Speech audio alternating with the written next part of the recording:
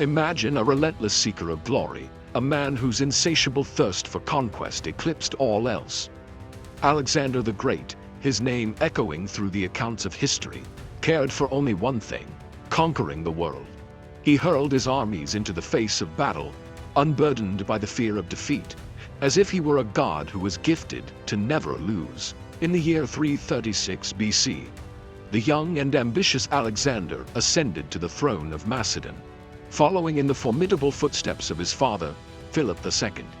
He swiftly expanded his dominion over Greece and then set his sights on the vast riches of Asia.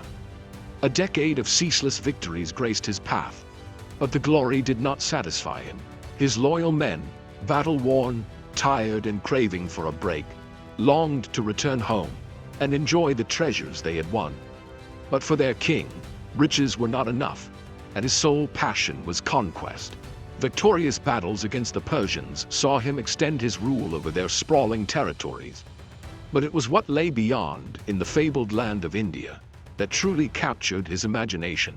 However, little did he know, where this unquenchable thirst for glory was taking him next would be the beginning of his end.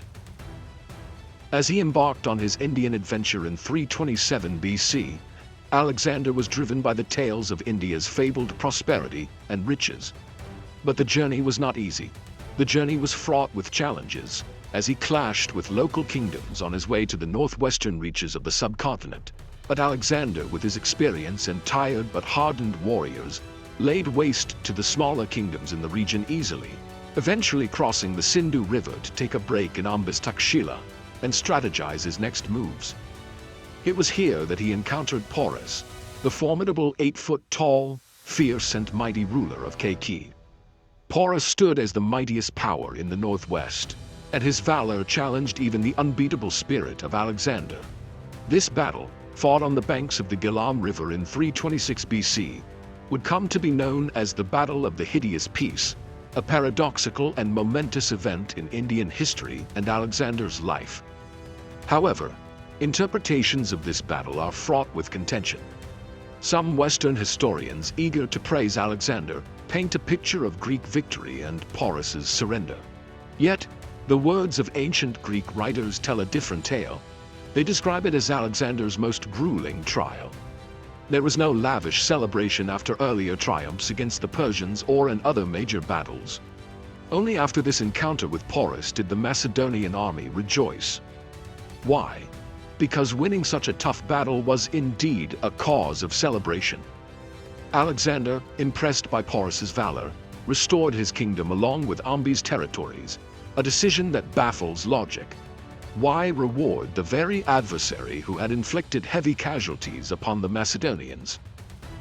The answer lies in the realization that Porus and his troops displayed extraordinary bravery that gave pause to Alexander's men.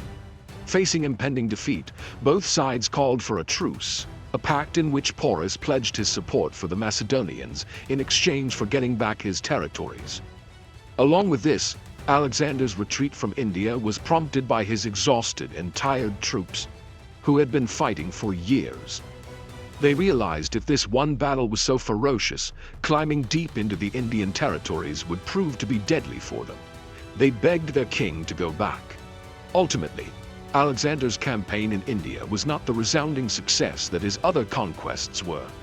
It exacted a heavy toll on the lives of his army men and tarnished his legacy, yielding meager territorial gains and negligible impact on Indian culture or society. Report suggests that he met his demise shortly after his return from India, possibly succumbing to wounds sustained in the battles.